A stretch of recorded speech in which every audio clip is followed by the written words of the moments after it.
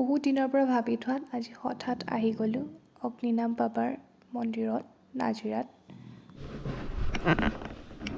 Hello' everyone, এয়া 5টা বাজিছে আৰু মই কমপ্লিট চাদৰ মেখেলা পিন্ধি ৰেডি, কাৰণ আমি গৈ আছোঁ অগ্নিনাভ মন্দিৰ নাজিৰা।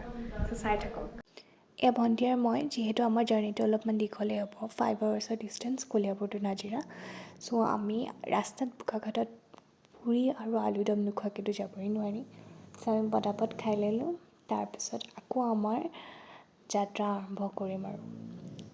ইমান ঠাণ্ডা, ইমান কুঁৱলী, একো নেদেখি তেনেকৈ আমি ওলাইছোঁ।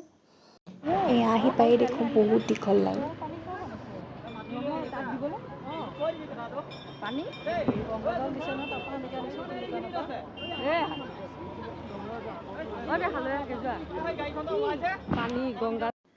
এণ্ড দেন আমাৰো পাল পৰিলে লাইনত ধৰাৰ, কেতিয়া পাওঁগৈ আৰু ঠিক নাই। চবেই জানে অগ্নিনাভ বাবা মন্দিৰ কিমান বিখ্যাত।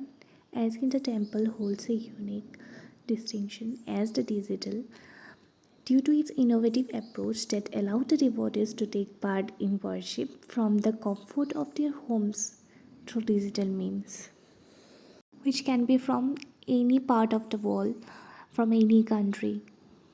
যিহেতু চব জেগাৰ পৰা মানুহ আহে, চ' ইয়াতে ভিৰ লাগি থাকেই আৰু লাইন ধৰিবলগীয়া হয়, চ' অলপ সময় লৈ আহিব লাগে। বাকী সোমাই একদমেই এক্সপ্লেইন কৰিব নোৱাৰি যোনটো এনাৰ্জি ফিল হয়।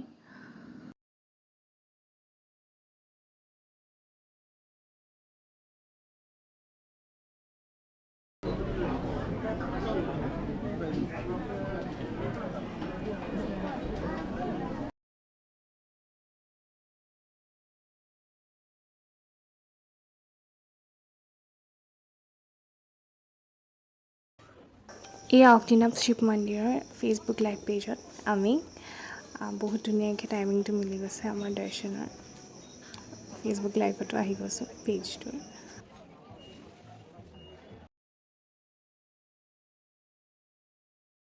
এয়া প্ৰসাদ খাই কৰি আমি ডাইৰেক্ট এতিয়া ঘৰলৈ বুলি ওলাই দিম আৰু কলিয়াবৰলৈ। আৰু আজি আমাৰ ব্লগটো ইয়াতে শেষ কৰিছোঁ। Bye bye.